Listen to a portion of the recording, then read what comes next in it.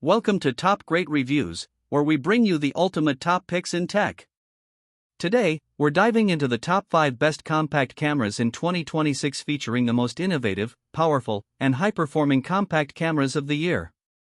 Whether you're a traveler, vlogger, content creator, or photography enthusiast, these cameras are designed to take your creativity to the next level. We've carefully selected the best options based on performance, features, value, and real-world usability. Number 5. Lumix LX102. The Lumix LX102 has lost none of the original's appeal. A brilliant compact for the enthusiast photographer. While both the G1X Mark III and X100F also feature 24MP resolutions, the Lumix LX102 features a 20MP sensor that's carried across from the Lumix GX9. However, the multi-aspect ratio design means that to avoid narrowing the field of view, only up to 85% of the image area of the sensor is used, resulting in a maximum possible resolution of 17MP, up from 12MP on the original LX100. There's a choice of 4 aspect ratios, 4:3, 3:2, 16:9 and 1:1, which can be selected with the flick of a switch. Panasonic's opted not to tinker with the zoom lens, with the Lumix LX102 featuring the same 24 to 75mm Leica DC Vario Summilux f/1.7 f/2.8 lens as the original camera. It may not have the broad zoom range of some compacts, but when you consider the fast variable maximum aperture available, although the f/1.7 marking on the aperture ring only applies at the widest zoom setting, it's impressive stuff considering the size of the lens. You do get all of Panasonic's clever 4K photo shooting modes, however, including post-focus, sequence composition and focus stacking, as well as the ability to shoot at 30 frames per second. You'll only get 8MP JPEG files in these modes, but they can make the difference between getting a shot and not. Number 4. Ricoh GR3. If you're a fan of the GR line, you'll love what Ricoh has done here. With fast operation, dependable image quality, a crisp and responsive touchscreen and an even smaller body than before, the GR3 has masses going for it. It's not cheap, though, and that great shake reduction system means battery life takes a significant hit. The Ricoh GR3 is the third model in Ricoh's GR compact camera lineup to sport a relatively large APS-C sensor.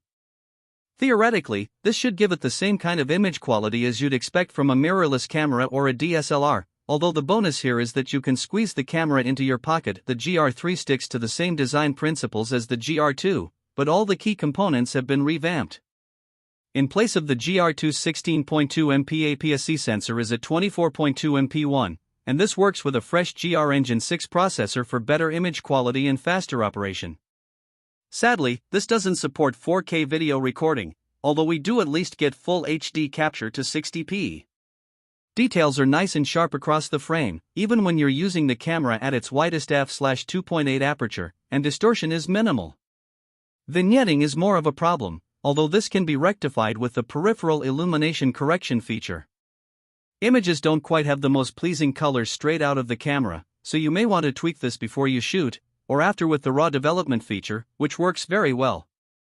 The Ricoh GR3 boasts the same APS-C sensor/fixed prime lens combination as its forebears, but both are fresh for this new model. The sensor now holds 24.2MP, and it once again lacks an anti-aliasing filter for the benefit of detail, while the new lens retains its 18.5mm focal length, 28mm and 35mm terms, and f/2.8 aperture, although the optical design is different. Number 3. Fujifilm X106. The Fujifilm X106 is very good for travel photography.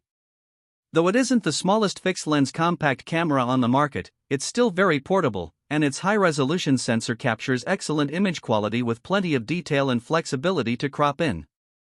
Its lens has a wide max aperture to give you some more leeway in low light, and its optical rangefinder is well-suited to capturing busier street scenes or anticipating a subject's movement in or out of the frame.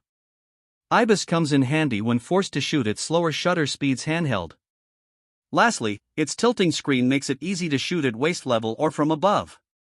However, it doesn't have the longest battery life, and its fixed focal length may be limiting to those who prefer to zoom in on their subjects from farther away. The Fujifilm X106 has the same hybrid optical rangefinder/electronic viewfinder as the Fujifilm X100V.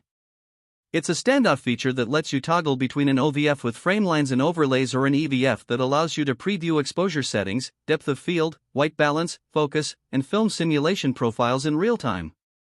You can also toggle a small electronic focus preview screen when using the OVF to check that your image is in focus. The resolution, magnification, and coverage results shown above are for the EVF. The OVF, meanwhile, has an advertised magnification of roughly 0.52x and a coverage area of 95%. Number 2, Canon PowerShot G7X Mark III.